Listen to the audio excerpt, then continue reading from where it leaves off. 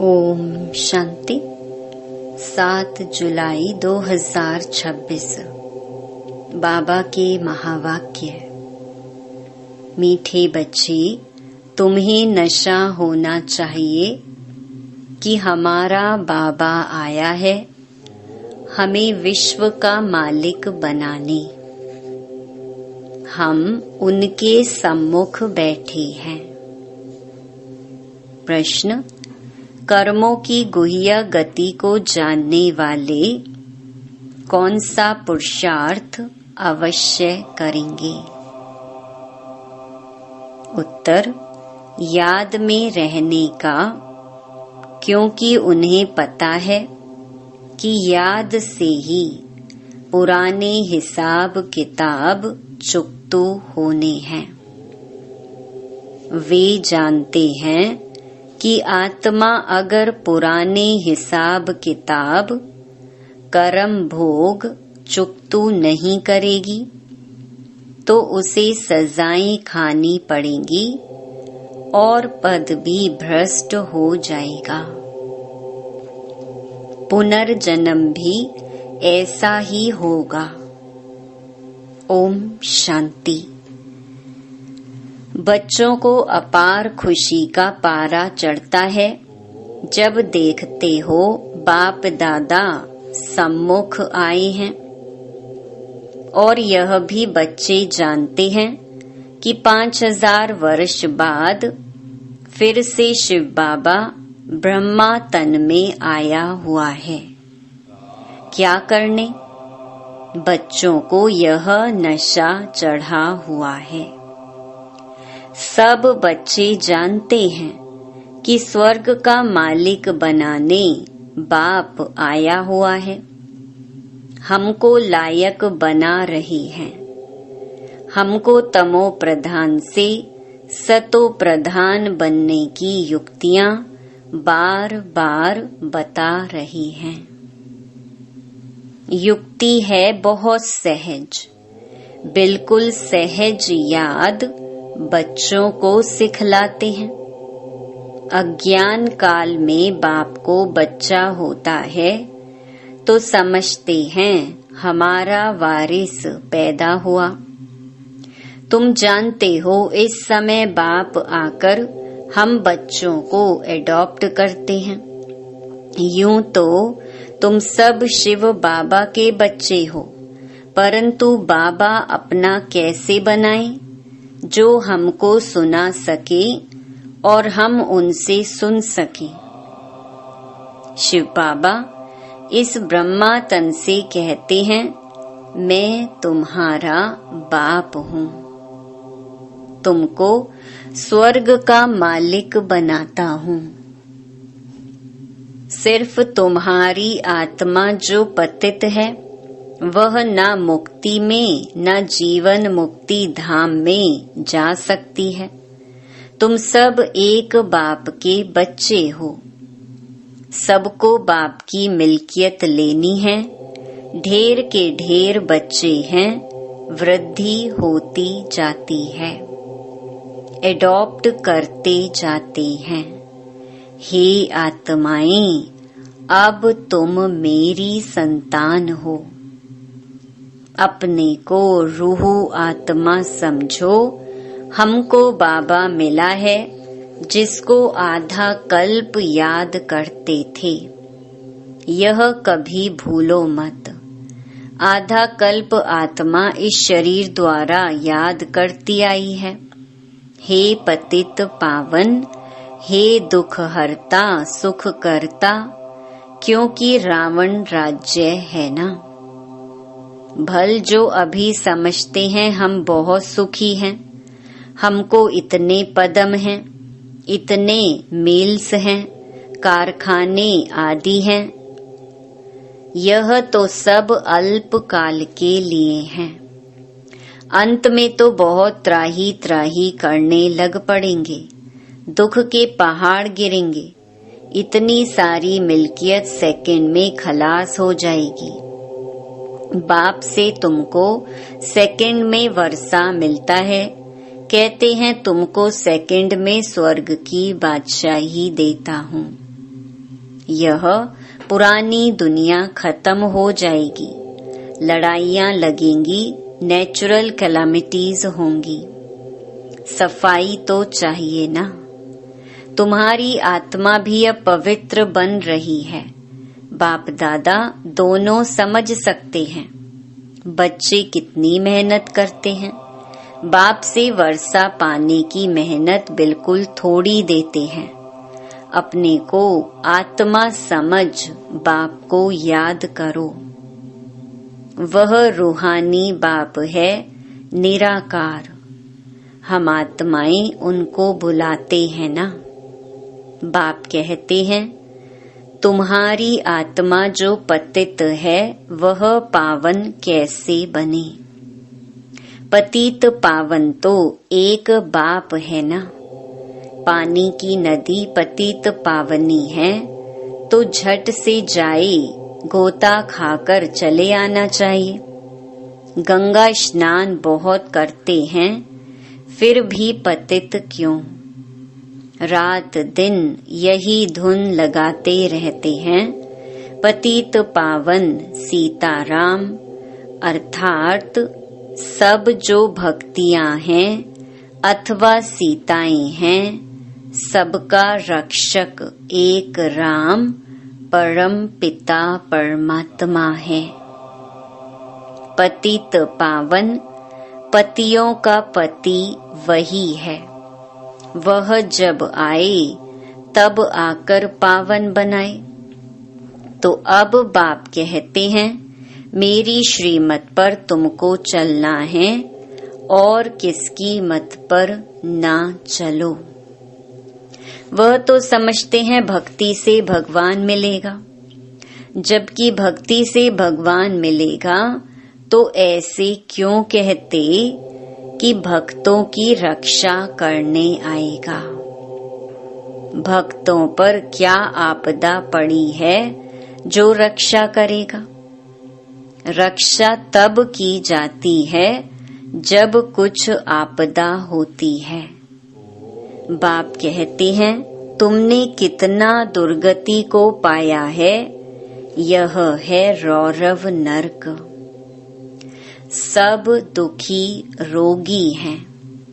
घर घर में देखो क्या लगा पड़ा है। दुख ही दुख इसीलिए पुकारते हैं, बाबा हमारे दुख हरो, सुख दो। भारत में ही सदा सुख था, अब दुख है। भारत की बात है और खंड तो है ही अलग। वह तो आते ही बाद में है। कोई 60 जन्म, कोई इनसे भी कम जन्म लेते हैं। 84 जन्म देवता धर्म वाले लेते हैं। तो इस हिसाब से आधा कल्प के बाद जो आएंगे उनको 84 से आधे जन्म लेने पड़ेंगे। ऐसे नहीं कि सब 84 का चक्कर खाते हैं। मनुष्यों को तो जो आता है सो बोल देते हैं। अब तुम बच्चे बाप द्वारा अविनाशी ज्ञान रत्नों की झोली भर रहे हो। रतन तो बहुत वैल्यूबल हैं।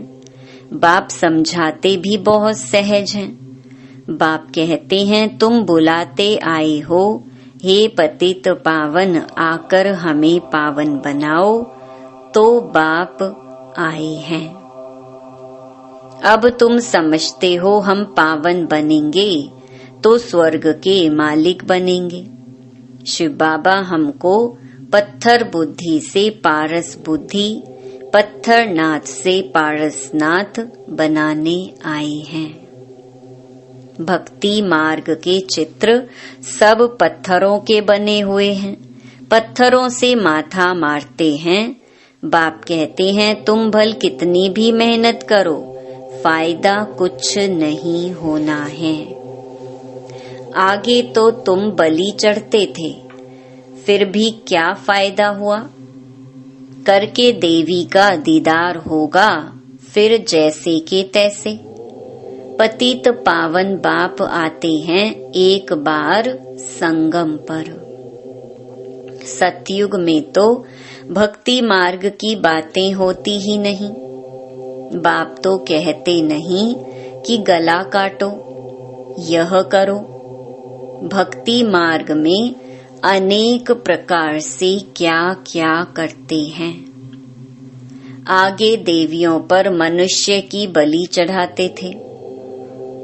बाप कहते हैं तुम सुधरेले थे तो देवता थे, अब कितने पत्थर बुद्धि बन पड़े हो। तुमको स्वर्ग की बादशाही दी थी, कितने सोने हीरे जवाहरों के महल थे, अथाह धन था, वह क्या किया। अब तुम कितने दुखी हो पड़े हो। तुम असुल देवी देवता धर्म के थे ना, अब सिर्फ तुम रजो तमो में आए हो। तुम तो देवता धर्म के थे, फिर अपने को हिंदू क्यों कहलाते। और सब धर्म वाले अपने अपने धर्म को ही मानते हैं। धर्म तो एक ही होता है ना, मुसलमानों का मुस्लिम धर्म, क्रिश्चियन का क्रिश्चियन धर्म चला आता है। तुमको क्या हुआ। तुम बहुत सुखी, पवित्र, संपूर्ण निर्विकारी थे, अभी कितने विकारी बन पड़े हो। किसको पता ही नहीं। बरोबर हम संपूर्ण निर्विकारी थे, फिर संपूर्ण विकारी कैसे बने। 84 जन्म लेते सतो से तमो बने, अब बिल्कुल ही तमो प्रधान पतित हैं। सतयुग से कलयुग जरूर आना है। सब धर्मों को सतो रजो तमो में आना ही है, वृद्धि को पाना है। तुम भी झाड़ में हो ना, झाड़ में देखो अंत में ब्रह्मा खड़ा है। झाड़ के ऊपर चोटी में ब्रह्मा ही 84 जन्म ले जाकर अंत में खड़ा है। तुम भी जो नीचे ब्राह्मण बैठे हो, वही फिर अंत में पतित शूद्र बने हो। फिर नीचे राजयोग सीख रहे हो। तुम भी शूद्र थे, अब ब्राह्मण बने हो। यह बड़ी समझने की बातें हैं। अभी झाड़ में बहुत अच्छी समझानी है। अभी तुम राजयोग की तपस्या कर रहे हो, तुम्हारा ही यादगार खड़ा है। यह चैतन्य दिलवाड़ा मंदिर, वह जड़। सतयुग में यह नहीं था। इस समय तुम अपना यादगार देखते हो। तुम प्रैक्टिकल में सच्चे सच्चे दिलवाड़ा मंदिर में चैतन्य में बैठे हो। स्वर्ग की स्थापना हो रही है, फिर स्वर्ग में आएंगे तो यह मंदिर आदि कुछ होंगे नहीं। यह मम्मा बाबा और हम बच्चे बैठे हैं। हूबहू यह तुम्हारा मंदिर है।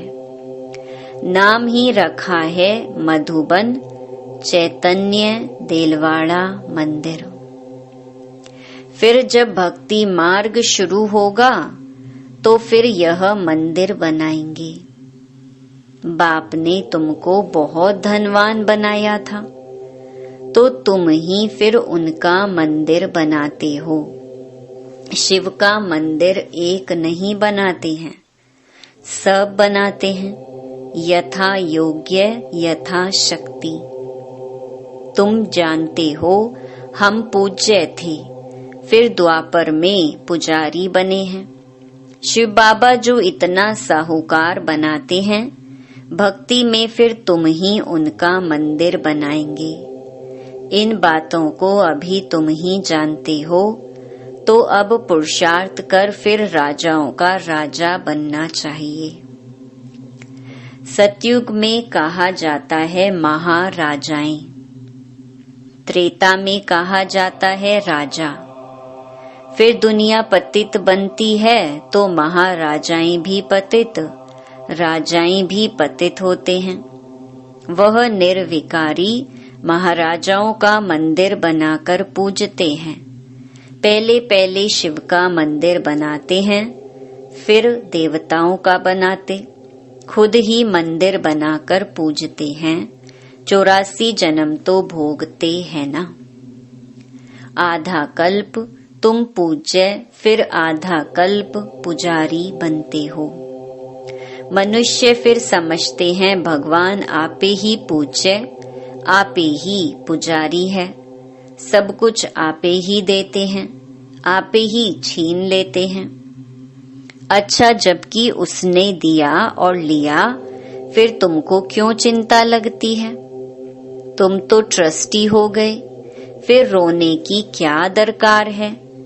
बाप बैठ आत्माओं को समझाते हैं, अब तुम आत्म अभिमानी बनते हो नंबरवार। कोई तो बिल्कुल बाप को याद करते ही नहीं है, देही अभिमानी रहते ही नहीं है। यहाँ कितना समझाया जाता है, अरे तुम आत्मा हो, परमात्मा तुमको पढ़ाते हैं। आत्मा में ही संस्कार रहते हैं, आत्मा ही बैरिस्टर आदि बनती है, आत्मा मैजिस्ट्रेट बनती है। कल क्या बनेंगे? अगर आत्मा बाप को अच्छी रीति याद करती रहेगी तो फिर अमर लोक में जाकर जन्म लेगी। मृत्यु लोक में फिर दूसरा जन्म नहीं लेंगे।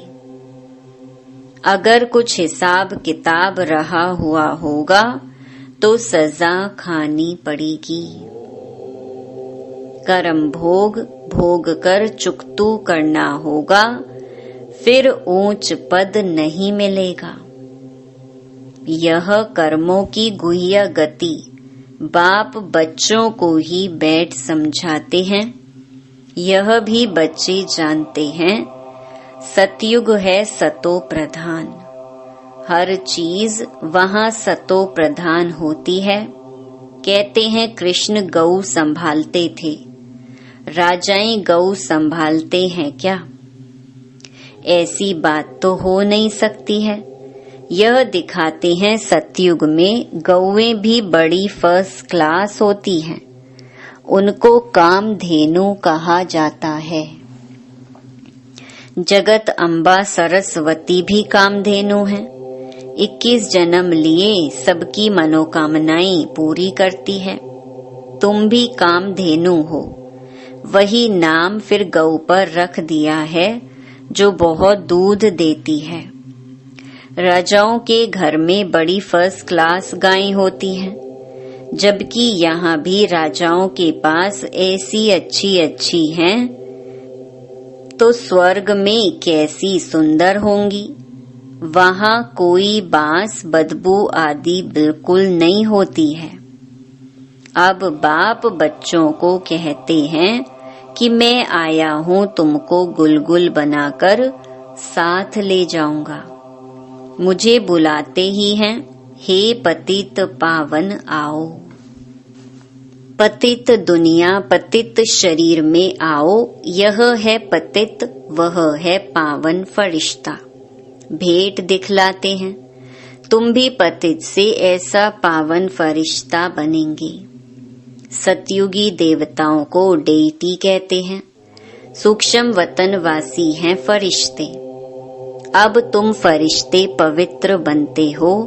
बाप कितनी सहज शिक्षा देते हैं। यहाँ जब आते हैं तो कोई भी बाहर वाले मित्र संबंधी घर घाट धंधा धोरी आदि याद नहीं करना है। बाप के सम्मुख आए हो ना, यहाँ आए ही हो योग की कमाई करने, तो इसमें लग जाना चाहिए। अच्छा, मीठे मीठे सिकिलधे बच्चों प्रति मात पिता बाप दादा का याद प्यार और गुड मॉर्निंग। रूहानी बाप की रूहानी बच्चों को नमस्ते। धारणा के लिए मुख्य सार। पहला, सजाओं से मुक्त होने के लिए पुराने सब हिसाब किताब योग बल से चुकतो करने हैं। ट्रस्टी होकर सब कुछ संभालना है। किसी भी बात की चिंता नहीं करनी है।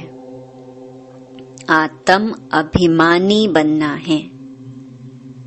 दूसरा, यह कमाई का समय है। इसमें घर घाट धंधा धोरी आदि याद नहीं करना है। फरिश्ता बनने के लिए एक बाप की याद में रहने का पूरा पूरा पुरुषार्थ करना है। वरदान, याद की सर्च लाइट द्वारा वायुमंडल बनाने वाले विजयी रतन भव।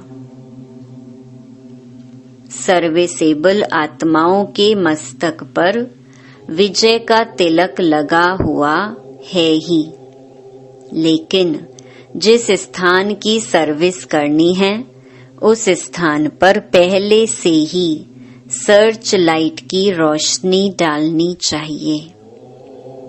याद की सर्च लाइट से ऐसा वायुमंडल बन जाएगा जो अनेक आत्माएं सहज समीप आ जाएंगी। फिर कम समय में सफलता 1000 गुना होगी। इसके लिए दृढ़ संकल्प करो कि हम विजयी रतन हैं, तो हर कर्म में विजय समाई हुई है। स्लोगन, जो सेवा स्वयं को व दूसरे को डिस्टर्ब करे वो सेवा सेवा नहीं, बोझ है। यह व्यक्त इशारे ज्वाला स्वरूप स्थिति में रहे शक्तिशाली याद का अनुभव करो। ज्वाला रूप बनने के लिए यही धुन सदा रहे कि अब वापस घर जाना है। जाना है अर्थात उपराम। जब अपने निराकारी घर जाना है तो वैसा अपना वेश बनाना है। तो जाना है और सबको वापस ले जाना है। इस स्मृति से स्वतः ही सर्व संबंध सर्व प्रकृति की आकर्षण से उपराम अर्थात साक्षी बन जाएंगे। साक्षी बनने से सहज ही बाप के साथी व बाप समान बन जाएंगे। अच्छा, ओम शांति।